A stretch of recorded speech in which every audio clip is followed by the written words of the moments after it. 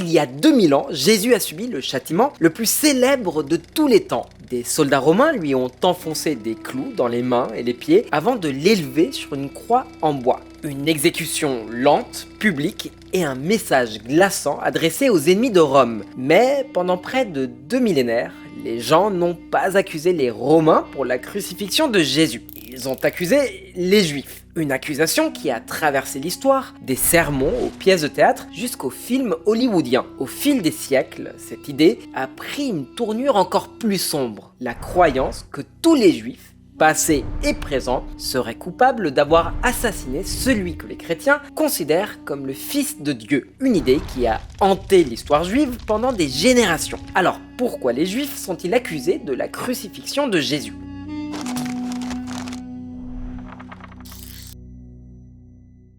Alors, avant d'essayer de comprendre qui est responsable de la crucifixion de Jésus, il faut revenir au monde dans lequel il vivait.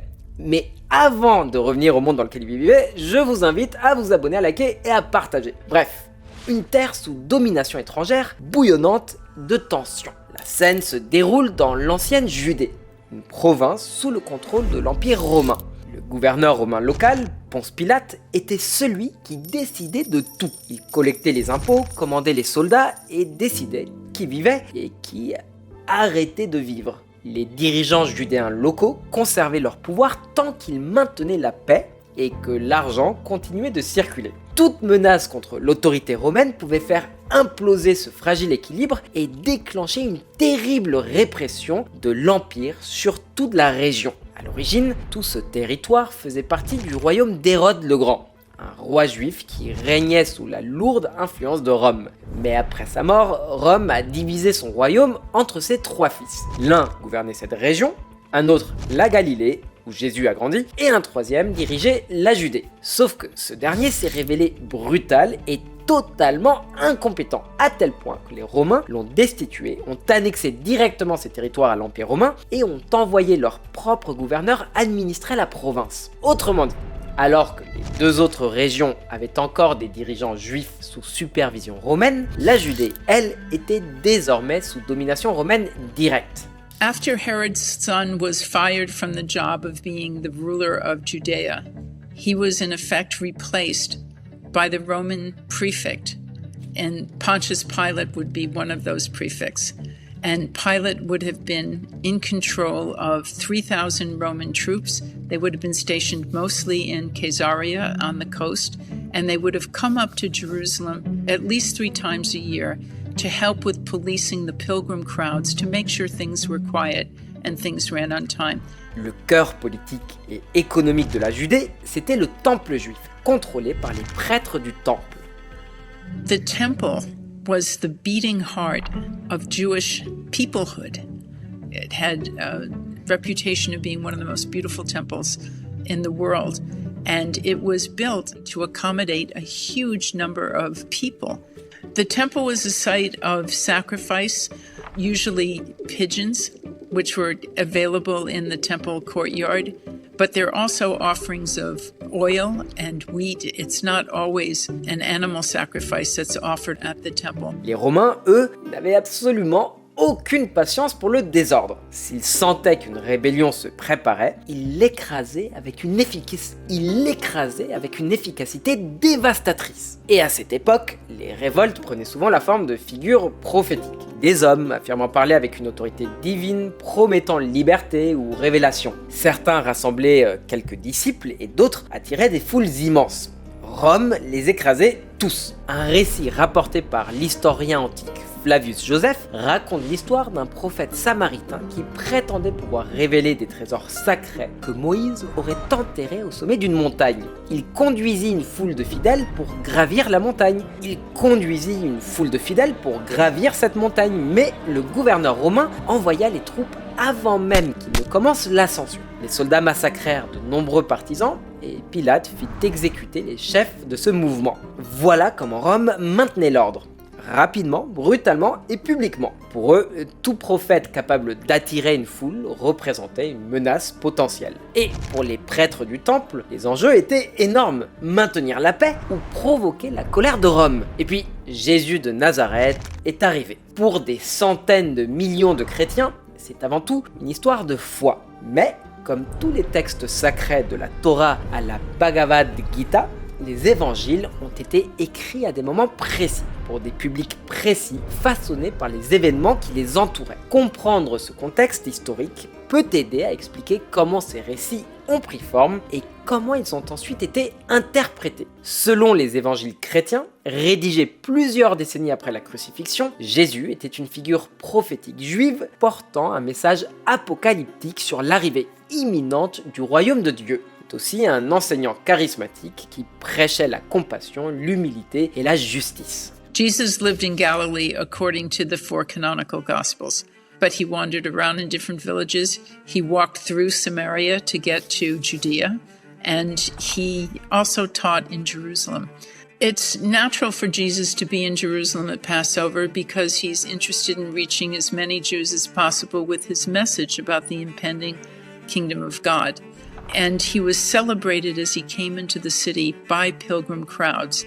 And he was teaching at the Temple Mount in the days leading up to the Passover feast. So he's getting more and more crowds, more and more excited with this apocalyptic message that the kingdom of God is at hand.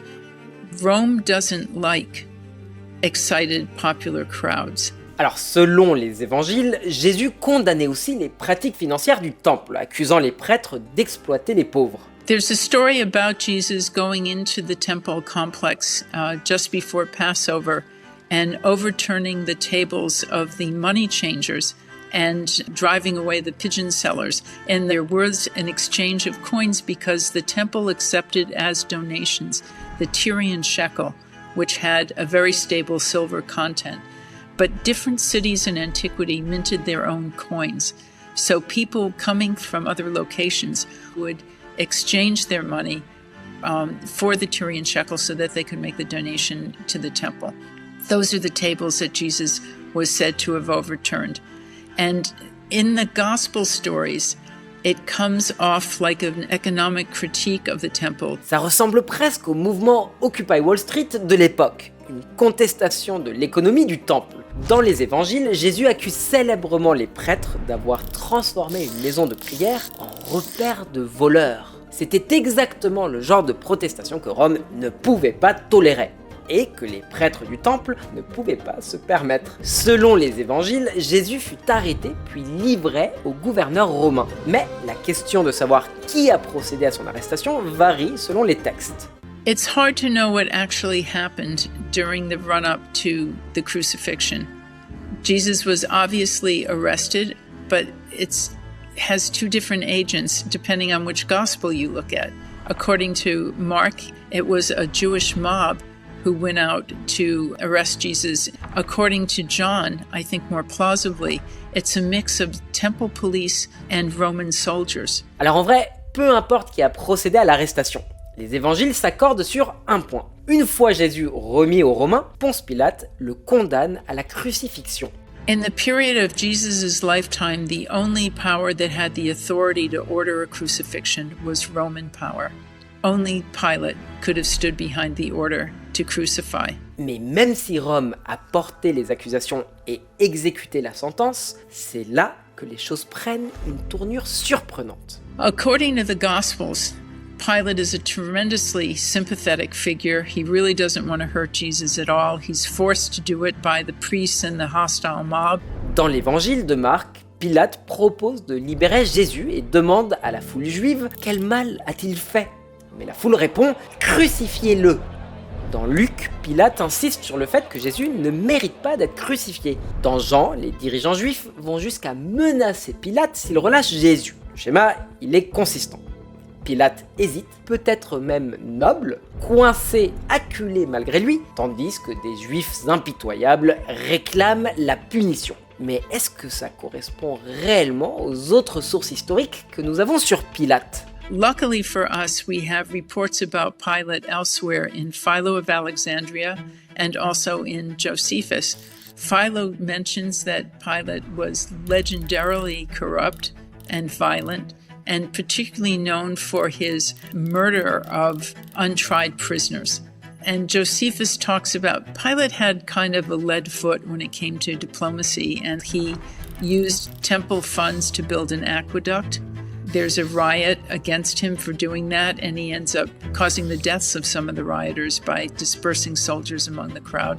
Selon ces autres récits historiques, Pilate était brutal, autoritaire et absolument pas réticent à utiliser la force, comme dans l'histoire du prophète samaritain racontée par Joseph.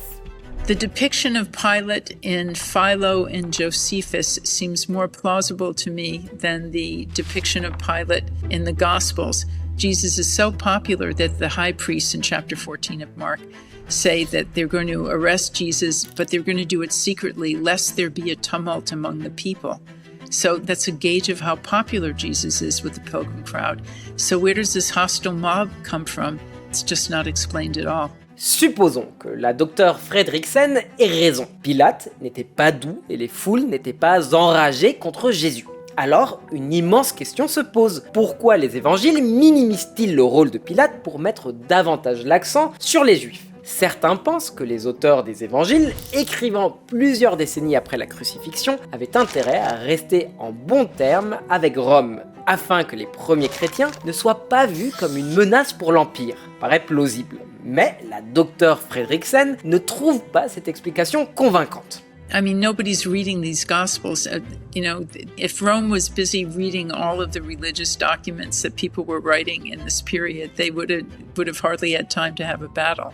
I don't think the Gospel writers are worried that Rome is going to yell at them because they have a crucified Messiah. Alors, si ce n'est pas la raison, qu'est-ce qui pourrait expliquer cet accent mis sur la responsabilité juive plutôt que romaine ? Selon la docteure Fredriksen, il faut se rappeler que les premiers auteurs chrétiens étaient eux-mêmes juifs, issus du monde juif.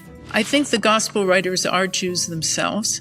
And I think that it's an internal dynamic that's going on with how do you account for the destruction of the temple? I think that the stories that inculpate Jews and inculpate the priests and exculpate Pilate are trying to explain internally why God allows his temple to be destroyed, because the temple is particularly the seat of the priests. It's really an internal Jewish discussion that's going on of why the temple is destroyed. Autrement dit, les juifs de l'époque avaient tendance à l'introspection. C'est quelque chose de très juif, de regarder les tragédies et les catastrophes en se demandant ce que nous avons fait pour que Dieu permette cela. Après la destruction du premier temple, des prophètes juifs comme Jérémie ou Ézéchiel n'ont pas accusé les Babyloniens.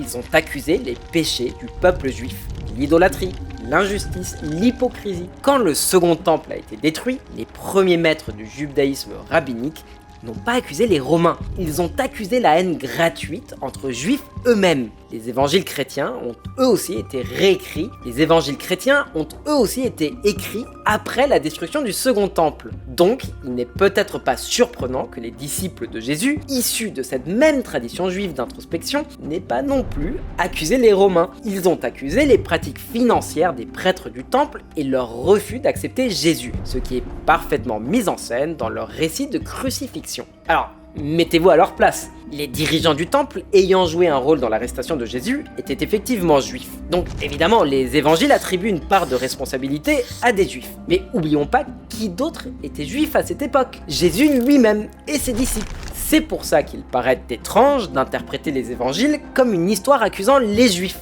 plutôt que comme un débat interne au judaïsme critiquant certains dirigeants juifs. Mais accuser certains responsables juifs vivant à l'époque de Jésus, c'est une chose. Accuser tous les juifs, même ceux qui n'étaient pas encore nés, c'en est une autre. Alors comment cette idée s'est-elle transformée en accusation collective contre tous les juifs pour l'éternité ? La réponse se trouve dans l'interprétation d'une phrase des évangiles.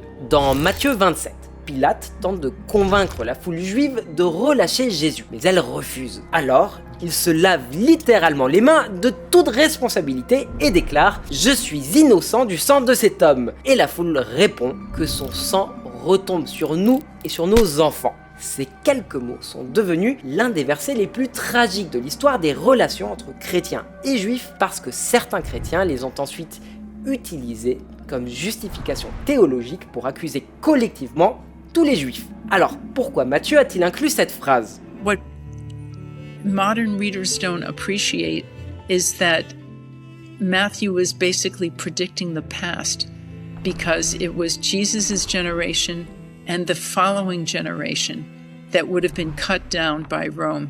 It's a prophecy that already happened. Autrement dit, Matthieu écrivait après que les Romains avaient écrasé la révolte juive et détruit le temple, une catastrophe qui avait dévasté la génération de Jésus et celle de leurs enfants. Donc, selon la Dr Fredricksen, quand Matthieu écrit « sur nous et nos enfants », il ne maudit pas tous les juifs de tous les temps. Il parle d'une tragédie que son propre public avait déjà vécue. La dette karmique avait déjà été payée. Mais plus tard, beaucoup de lecteurs chrétiens ont mal interprété cette phrase, l'ont arrachée à son contexte historique et l'ont utilisée pour accuser tous les juifs de la mort de Jésus. Et pour aggraver les choses, les évangiles décrivent souvent les opposants de Jésus comme les juifs. Mais dans le dialecte original, le mot utilisé est Iudaioi, littéralement les Judéens, c'est-à-dire les habitants de la province autour de Jérusalem. The word Iudaioi can be translated both as Jews and Judeans.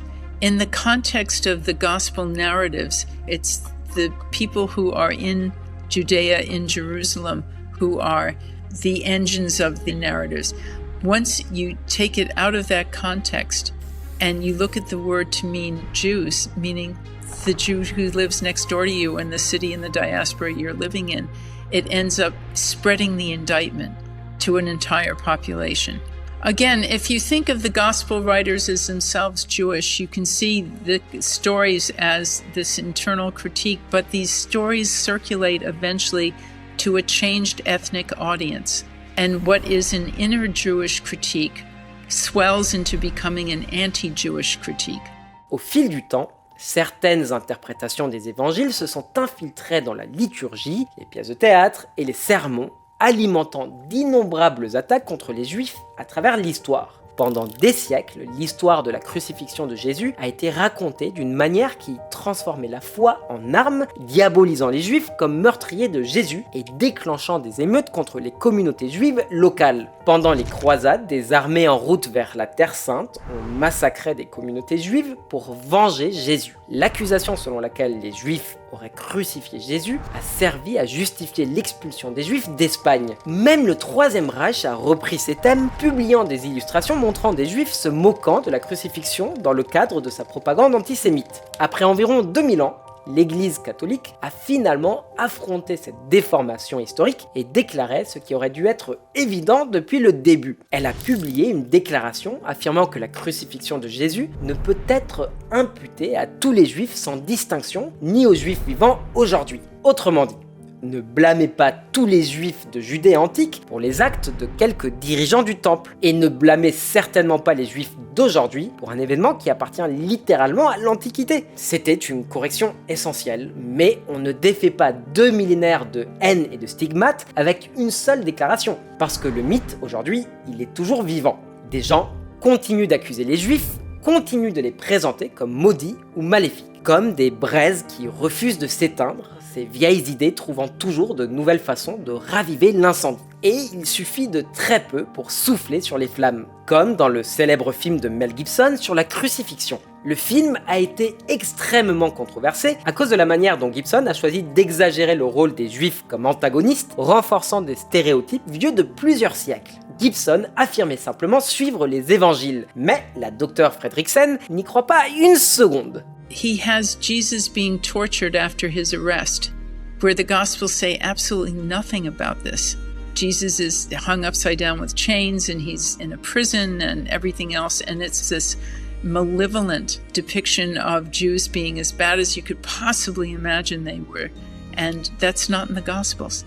And also, Gibson, who is not enslaved to historical accuracy despite his marketing claims, has the temple destroyed by an earthquake at the very end of the movie as payback for the crucifixion of Jesus. So it's not a movie that's overly burdened with historical accuracy or fidelity to the Gospels for that matter. Dans la culture politique actuelle, on voit encore des échos de ces vieux clichés des deux côtés de l'échiquier politique, comme lorsque Tucker Carlson a comparé l'assassinat de Charlie Kirk au meurtre de Jésus. Devant une immense foule réunie pour les funérailles de Kirk, il a rejoué sa propre version de l'histoire de la crucifixion du point de vue des Juifs. We've got to shut this guy up. And I can just sort of picture the scene in a lamp-lit room with a bunch of guys sitting around eating hummus, thinking about what do we do about this guy telling the truth about us? We must make him stop talking. And there's always one guy with the bright idea, and I can just hear him say, I've got an idea, why don't we just kill him? That'll shut him up. That'll fix the problem. Tucker Carlson pensait peut-être être drôle, mais pour beaucoup de juifs qui écoutaient, c'était glaçant. Une arène remplie de gens endeuillés après un assassinat politiquement chargé, c'est probablement le pire endroit pour raviver le plus ancien mensonge antisémite de l'histoire. Surtout alors qu'il existait déjà des théories du complot sans fondement accusant Israël d'avoir commandité l'assassinat de Charlie Kirk. You definitely had a motive. Let's be honest, Mr. Netanyahu. Et on sait ce qui arrive quand ce vieux récit est raconté ad nauseam. Heureusement, Tucker Carlson et Mel Gibson ne représentent pas la vision chrétienne dominante. Aujourd'hui, beaucoup de chrétiens considèrent les foules juives des évangiles non pas comme une accusation contre tous les juifs, mais comme une représentation symbolique de l'humanité tout entière. Il s'agissait de foules juives simplement parce que l'histoire se déroulait en Judée. Mais pour beaucoup de chrétiens, ça symbolise l'idée que toute l'humanité partage la responsabilité de la crucifixion, pas un seul peuple. Pendant des siècles, la crucifixion de Jésus a été déformée par certains en récit de culpabilité collective. Elle a été racontée d'une manière qui transformait des voisins en ennemis, qui transformait des textes sacrés en accusations sanglantes. La leçon essentielle ici ne concerne pas seulement le passé. Elle nous rappelle qu'il ne faut jamais utiliser la foi pour justifier la haine et qu'il ne faut jamais accuser tout un peuple pour les actes de quelques-uns.